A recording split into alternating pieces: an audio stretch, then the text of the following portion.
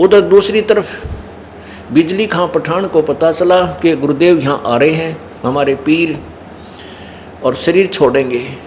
तो बिजली खां पठान ने अपने मुसलमानों से विचार विमर्श किया, मंत्रियों से, कि अभी अपने पीर का शरीर हम नहीं देंगे, हम अपनी मुसलमान रीति से इनका अंतिम संस्कार करेंगे और इन मुसलमान हिंदुओं को नहीं देंगे, ये इनको जलाएंगे, जो हमारी विधि के विरुद्ध है। उनने भी ठान ली कि यदि कोई वीर सिंह बघेला आएगा यहाँ से हिंदू लेना चाहेंगे शरीर को, हम नहीं देंगे, चाहे हमने युद्ध करना पड़े। तो दोनों तरफ से सेना तैयार होगी। परमात्मा वहां पहुंचे और परमेश्वर ने कहा भी मैं स्नान करूंगा बहते पानी में।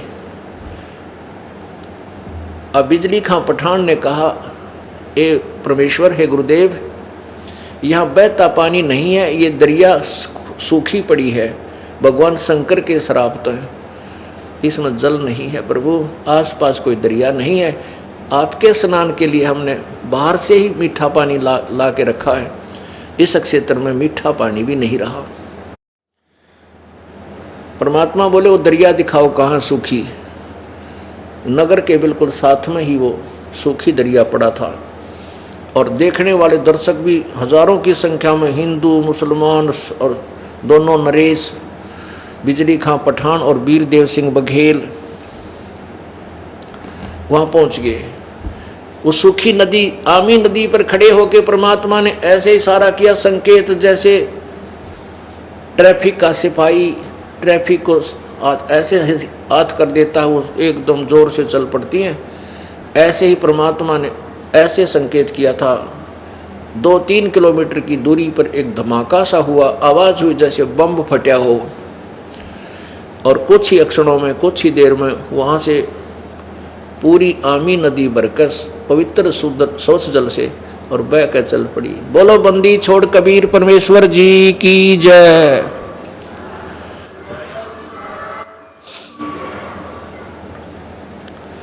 सबने स्नान किया और परमात्मा के मुंह की तरफ देखेंगे तो सचमुच भगवान आ गए। अब वो 3 ताप जो शंकर जी का श्राप था, परमेश्वर ने वो ताप भी दूर कर दिया। फिर कहा, भाई मैं एक चादर नीचे बिछाओ, एक ऊपर ओढ़ूंगा, और तुमसे मेरा आदेश है कि तुम झगड़ा मत करियो। अब उस समय क्या देखा परमात्मा ने कि इधर बिजली खां पठान खड़ा है, इस साइड में वो वीर देव सिंह बघेल, वीर सिंह बघेला, काशी का नरेश खड़ा है, और उन सैनिक खड़े हैं थोड़ी दूरी पर दोनों के, और बीच में जनता खड़ी है, हिंदू और मुसलमान खड़े हैं, और वो पंडित खड़े हैं पतरेली। हम देखेंगे मरेगा कि इस घड़ी में मरने वाला कहाँ जाता है। परमात्मा बोले, भैया सैनिक किस लिए ले आए हो? इधर बिजली खां पठान खड़ा और इधर बिजली खां पठान खड़ा और इस साइड में वीर सिंह खड़ा। कहने लगे, भैया सेना किस लिए लाए हो तुम? अब वो दोनों तो नीचे गर्दन कर गए, गुरु जी का आगे के बोला के उत्तर देंगे हम। वो दूसरे हिंदू और मुसलमान जो किस्से के बिना होते हुए खड़े होकर जो मुँह ठड से बेवकूफ़ से हुआ करें, जिसको नो क्या करें आग लानी है, वह कहने लगे, हिंदू कहने लगे कि गुरुदेव हम आपके शरीर को हिंदू रीति से अंतिम संस्कार करेंगे, आपके शरीर का मुसलमानों को नहीं देंगे, ये नीचे दबाते हैं। तो मुसलमान कहने लगे, हे गुरुदेव आपके शरीर को हम मुसलमान तरीके से अंतिम संस्कार करेंगे, हम इन काफिरों को नहीं देंगे। अब नो खेचातानी होते होते वो काट ली, गोली कर लिए, तीर त्यार तलवार काट ली सारे ने।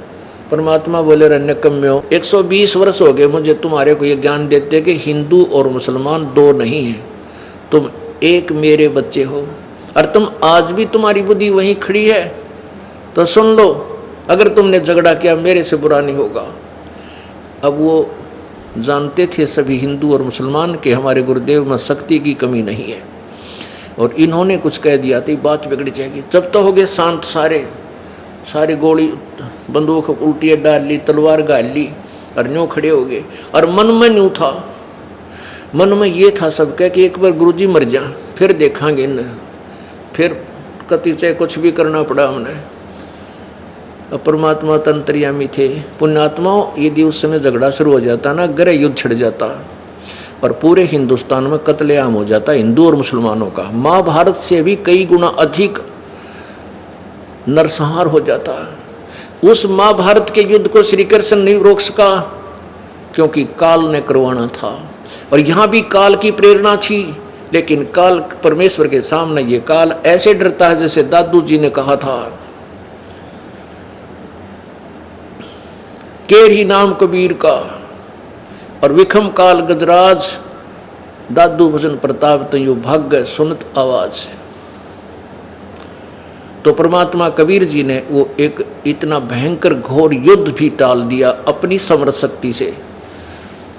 तो परमात्मा ने कहा कि एक चादर नीचे बिछाओ, एक मैं ऊपर ओढ़ूंगा, तुम ऐसे करना, मेरे शरीर के दो हिस्से कर लेना और एक चादर हिंदू ले लेना, एक मुसलमान ले लेना, पर झगड़ा मत करना। मालिक को तो पता था कि उसमें शरीर तो मिलना ही कोई नहीं। तो परमात्मा ने एक चादर नीचे बिछाई, तो श्रद्धालुओं ने कि गुरुदेव इसके ऊपर लेटेंगे, शरीर छोड़ेंगे, उसके ऊपर 2-2 इंच सुगंधित फूल बिछा दिए आसन टाइप में, और फिर परमात्मा लेट के एक चादर ओढ़ ली। कुछ देर के बाद ऊपर देखा कि देख लो भाई पंडितों, मैं जा रहा हूं सत्यलोक, स्वर्ग से भी ऊपर। तुम कहो थे मगर मरने वाला नरक जाता है और गधा बनता है, क्यों दुनिया को भ्रमित करते हो नरभागो। जब ऊपर को देखा तो परमात्मा तेजोमय शरीर कबीर परमेश्वर ने खड़े खड़े आकाश को जा रहे हैं।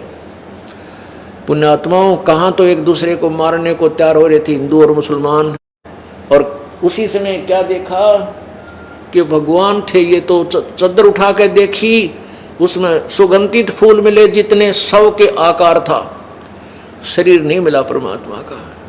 हिंदू और मुसलमान एक दूसरे के सीने से लग के ऐसे रो रहे हैं जिन बालका की मां मर जाया करे, कहाँ तो नाश हो जाना था, कहाँ पर कितना प्रेम बढ़ा दिया उस कबीर परमेश्वर ने। पुण्यात्माओं, हमने अभी तक श्री राम और कृष्ण की लीला सुनी है जिनको हमने हृदय में समा रखा था। अब परमेश्वर की लीला जब सुनेंगे कबीर परमेश्वर की, तो क्या स्थिति होगी कि तारा मंडल बैठ कर यो चांद बढ़ाई खा, उदय हुआ जब सूर्य का स्यों तारों छप जाए।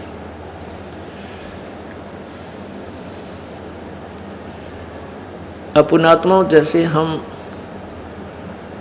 काल के जाल से निकलना चाहते हैं, कुछ भ्रमित भक्त किसी से भ्रमित होकर के या अपनी कमजोरी से संत से दूर हो जाते हैं। वो कहते हैं हम तो घर पर बैठकर भक्ति कर लेंगे। अंतिम श्वास तक इस दास से आपको लगाव रखना पड़ेगा, तब आप यहाँ से पार होगे, अन्यथा नहीं हो सकती।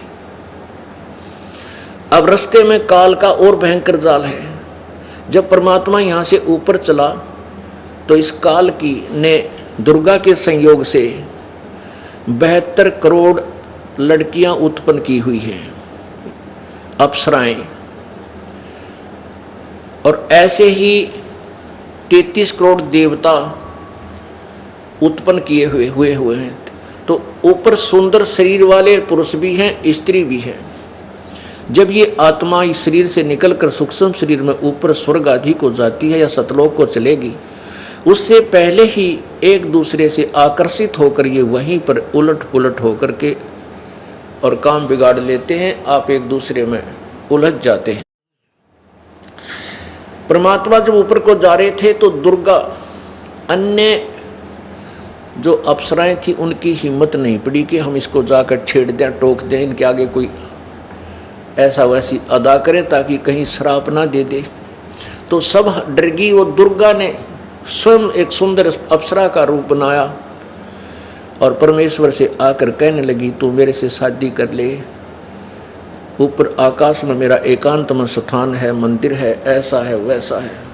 परमात्मा ने कहा अब यहाँ थोड़ा सा एक वाणी सुनाते हैं कबीर परमेश्वर और उस दुर्गा के आपस में वार्ता की, संवाद की। की नाम अगर पियाना सतगुरु की नाम अगर पियाना सतगुरु की नाम अगर पियाना हो दोनों दीन चले संग जाके हिंदू मुसलमान हो दोनों दीन चले संग जाके हिंदू मुसलमान हो। भाई मुक्ति खेत को छाड़ चले हैं जो बनारस ने कहा करते यो यहाँ जो मरेगा वो मुक्त हो जाएगा। भाई मुक्ति खेत को छोड़ चले हैं तज काशी अस्थाना हो मुक्ति खेत को छाड़ चले हैं तज काशी अस्थाना हो। शाह सिकंदर कदम लेत है शाह सिकंदर कदम लेत है पातशाही सुल्ताना हो दोनों दीन चले संग जाके हिंदू मुसलमान हो। भाई चार वेद के वक्ता ज्ञानी भाई चार वेद के वक्ता संग हैं वो खोजी बड़े बयाना हो। सालग्राम सुरत ते सेव सालग्राम सुरत से सेव वो ज्ञान समुद्र दाना हो दोनों दीन चले संग जाके हिंदू मुसलमान हो। भाई 60 दर्शन जाके संग चले हैं वो गावत बाणी नाना हो। अपना अपना इष्ट संभाले अपना अपना इष्ट संभाले वो बच्चे पोथी पाना हो दोनों दीन चले संग जाके हिंदू मुसलमान हो। भाई चादर फूल बिछाए सतगुरु वो चादर फूल बिछाए सतगुरु देख सकल जहाना हो। चादर फूल बिछाए सतगुरु वो देख सकल जहाना हो। चार दाग से रहत जुलैदी चार दाग से रहत जुलैदी अवगत अलख अमाना हो दोनों दीन चले संग जाके हिंदू मुसलमान हो दोनों दीन चले संग जाके हिंदू मुसलमान हो। बीर सिंह बघेला विनती कर है और बिजली खान पठाना हो। बीर सिंह बघेला विनती कर है वो बिजली खान पठाना हो।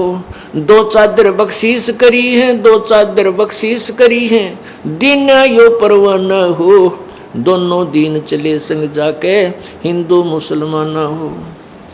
भाई नूर नूर निर्गुण पद मेला यो देख देख बहे हैराना हो। नूर नूर निर्गुण पद मेला देख बहे हैराना हो।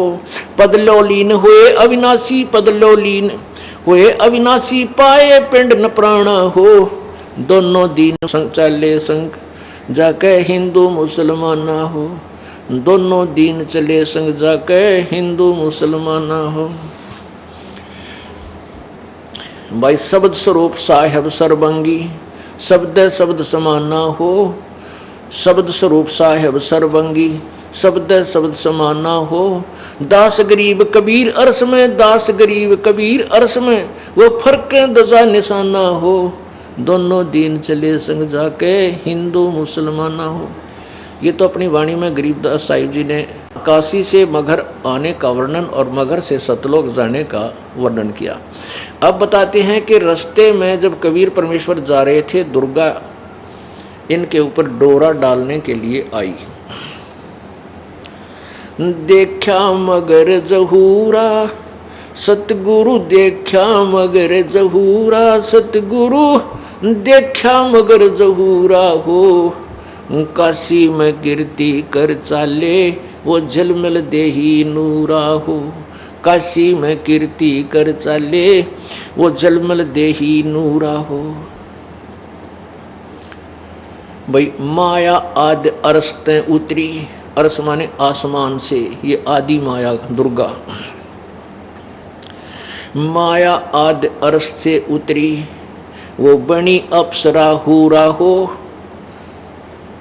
माया आदि अरस्तें उतरी बनी अप्सरा हूरा हो। हम तो बरे कबीर पुरुष को हम तो बरे कबीर पुरुष को तू है दुल्ला पूरा हो। काशी में कीर्ति कर चाले वो झिलमिल देही नूरा हो।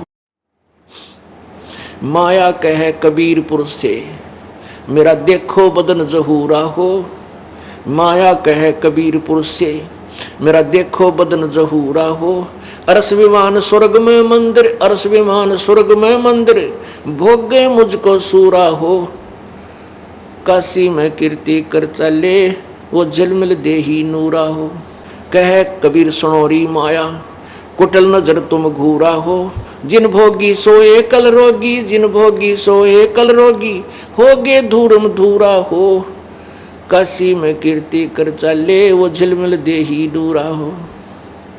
माया कहे कबीरपुर से, माया कहे कबीरपुर से, मैं हूं जग से दूरा हो। मैं तुम्हारी पटरानी दासी, मैं तुम्हारी पटरानी दासी, रखूं पलक हजूरा हो। काशी में कीर्ति कर चले, वो झिलमिल देही नूरा हो। कह कबीर सुनोरी माया, तुम हो लड्डू बूरा हो। बूरा बूर के लड्डू कहते जो लकड़ी के बुरादे का लड्डू बना दे, ना खावा थी साला के जो नहीं खा लूँ, और खा ले तो मुंह में फंस जा, बुरा हाल हो, एक आने का भी को नहीं। कहते हैं यहाँ का जो आनंद है वो तो बूर के लड्डू हैं, खावा वो भी पछतावर, ना खाओ वो भी पछतावर। कह कबीर सुनोरी माया, तुम हो लड्डू बूरा हो। कह कबीर सुनोरी माया, तुम हो लड्डू बूरा हो। जो तुझे खावे सो बह जावे, जो तुझे खावे सो बह जावे, तास अकल के कूरा हो। काशी में कीर्ति कर चले, वो झिलमिल देही नूरा हो। भाई श्वेत मुकुट जहाँ श्वेत छत्र है, सतलोक में श्वेत मुकुट जहाँ श्वेत छत्र है, जहाँ बाजे अनहद तूरा हो। कहे कबीर सुनो हो माया, हमसे रहियो दूरा हो। काशी में कीर्ति कर चले, झिलमिल देही नूरा हो। अब दुर्गा की और परमात्मा की कैसे वार्ता होती है। पुण्यात्माओं, जब तक हम परमेश्वर के चरणों में ढंग से नहीं लगेंगे और ना ही यथार्थ ज्ञान सुनेंगे, तो हमने अभी तक जो ज्ञान और कथाएं सुनी हैं वो बेसलेस थी। अब जो आपको ज्ञान दिया जा रहा है ये तत्व ज्ञान है। क्या बताते हैं? माया सतगुरु से अटकी ही, माया सतगुरु से अटकी। या दुर्गा कबीर परमेश्वर सतगुरु के साथ आकर अटकी, यानी उसके साथ उसने उठ पटांग करना चाहा। परमात्मा क्या बोले? जोगनी हमरे क्यों भटकी ही, जोगनी हमरे क्यों भटकी। हम तो बगली गर जोगी, हम तो बगली गर जोगी। हम नहीं माया के भोगी, हम ना माया के भोगी।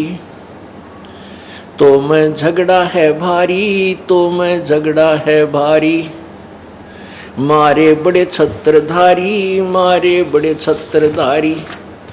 जैसे विश्वामित्र जी राज छोड़ के और भगवान पाने के लिए जंगल में बैठ गया अकड़ के, वहाँ से एक मेनका नाम की अप्सरा आई, उसके साथ संपर्क किया, एक लड़की को जन्म दे के भागी और चौधरी साहब मारे फिर धरती में सर। कहते हैं तन मारे बड़े छत्रधारी। अब क्या कहती है दुर्गा? सेवा करसू मैनी की, सेवा करसू मैनी की। परमात्मा बोले हमको लागत है फीकी, हमको लागत है फीकी। हमरी सार नहीं जानी, हमरी सार नहीं जानी। अरी तत घाल देई घाणी, अरी तत घाल देई घाणी। परमात्मा बोले तू चलती फिरती क्यों नाही। परमात्मा बोले जाती रहे तुम यहाँ से, तू चलती फिरती क्यों नाही, चलती फिरती क्यों नाही। हम रहते अवगत पद्माही, हम रहते अवगत पद्माही। अरी तू गली है गोली, अरी तू गली है गोली। दाग लगावेगी चोली, दाग लगावेगी चोली। अब दुर्गा कहती है मेरा अंजन है नूरी, अंजन माने शरीर। कहते देख मेरा शरीर कितना सुंदर है। मेरा अंजन है नूरी, मेरा अंजन है नूरी। अंदर में कै कस्तूरी, अंदर में कै कस्तूरी। परमात्मा बोले तुम किसी राजा पर जाओ, तुम किसी राजा पर जाओ। हमरे मन नहीं भावो, हमरे मन नहीं भावो। अब क्या कहती है दुर्गा? मैं तो अर्धंगी दासी, मैं तो अर्धंगी दासी। परमात्मा बोले हम तो अनहदपुर वासी, हम तो अनहदपुर वासी। हमरा अनहद में डेरा, हमरा अनहद में डेरा, अंत ना पावेगी मेरा, अंत ना पावेगी मेरा। हम तो आज जुगादनी जी, हम तो आज जुगादनी जी। अरे तुझे माता कहूँ अकधी, अरे तुझे माता कहूँ अकधी। परमात्मा की बेटी है या, क्योंकि उसी परमात्मा कबीर जी से उत्पन्न हुई है। नो कहते नहीं मैं माँ कहूँ तने बेटी कहूँ, तो किस रूप के नाता जोड़ने मेरे से आई है। अब जब देखा कि परमात्मा नहीं मान रहे हैं तो क्या कहती है, अब मैं देऊंगी गाड़ी, अब मैं देऊंगी गाड़ी। परमात्मा बोले दे ले गाड़ी, हम नहीं सुना, हम नहीं काली माना करते किसी की बूंदी अच्छी की। हम तो जोगी हैं ब्रह्मचारी, हम तो जोगी हैं ब्रह्मचारी। दुर्गा बोली के छोड़ो को ना, आसन बांधूंगी जिंदा के आसन बांधूंगी जिंदा। गल में डारूंगी फंदा के गल में डारूंगी फंदा। परमात्मा बोले आसन मुक्तारी माई, आसन मुक्तारी माई। तू तीन लोक में ना अंगाई, तीन लोक में ना अगाई। हमरे द्वारे क्यों रोवो, हमरे द्वारे क्यों रोवो। किसी राजा राणे को जो हो, किसी राजा राणे को जो हो। परमात्मा बोले मेरा आगे क्यों रो है, किसी राजा ने खसम कर जाके। हमरे आगे क्यों रोवो, हमरे आगे क्यों रोवो। किसी राजा राणे को जो, किसी राजा राणे को जो। हमरे भांग नहीं भूनी, हमरे भांग नहीं भूनी। हम उन डफरों में से नहीं है कि भांग भूंग पी कर तेरी बाता माँ कर दे को बद। हमरे भांग नहीं भूनी, हमरे भांग नहीं भूनी। माया शीस कूट रोणी, माया शीस कूट रोणी रोणी। तू तो जोगनी है खंडी, तू तो जोगनी है खंडी। परमात्मा ने लताड़ दी, धमका दी। मोरा फेर चली लंडी, मोरा फेर चली लंडी। के मुंह मोड़ के चल पड़ी फिर। हिला हेला दीना रे भाई, हेला दीना रे भाई। हंसा परसत ही खाई, हंसा परसत ही खाई। गरीब बदनारी लंगर कामणी, बोले मुद्रे हेत। फेट पड़े छोड़े नहीं, क्या मगहर कुरुक्षेत्र। अब परमात्मा क्या कहते हैं कि जो अच्छी बेटियां, अच्छी बहन हैं और जो बुरी हैं, उनका न्यारा न्यारा वर्णन किया है कि बदनारी से बचकर रहना चाहिए, वो अच्छी नहीं होती। और अच्छी माताओं के बारे में बहुत ही अच्छा वर्णन दिया है। सतगुर हेला देते हैं सुनियो संत सुजान।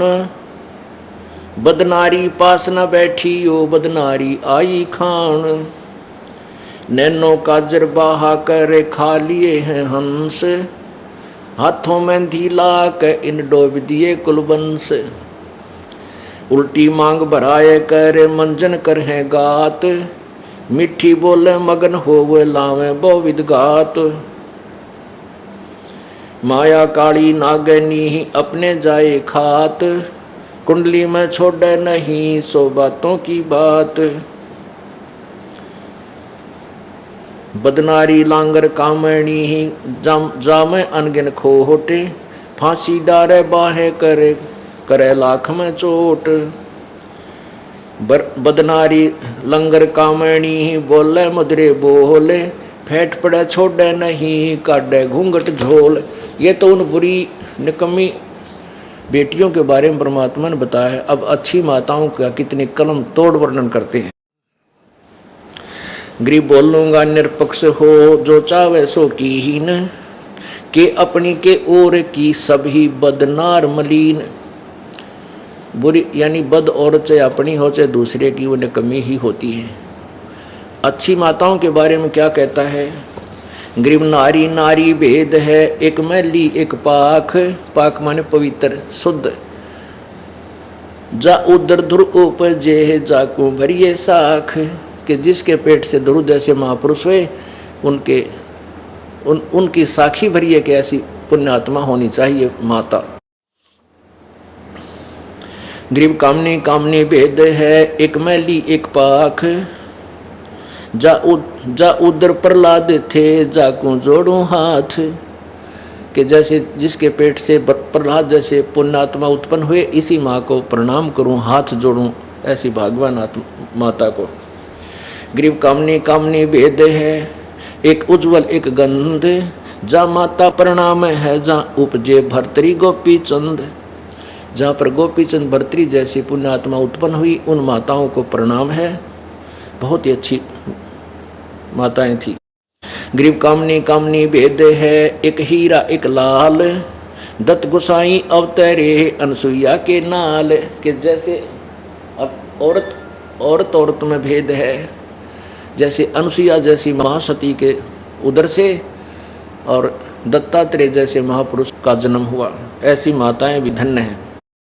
ग्रीव कामनी कामनी भेद है, एक रोजम एक हंस। जनक विदेही अवतरे धन माता कुलवंश।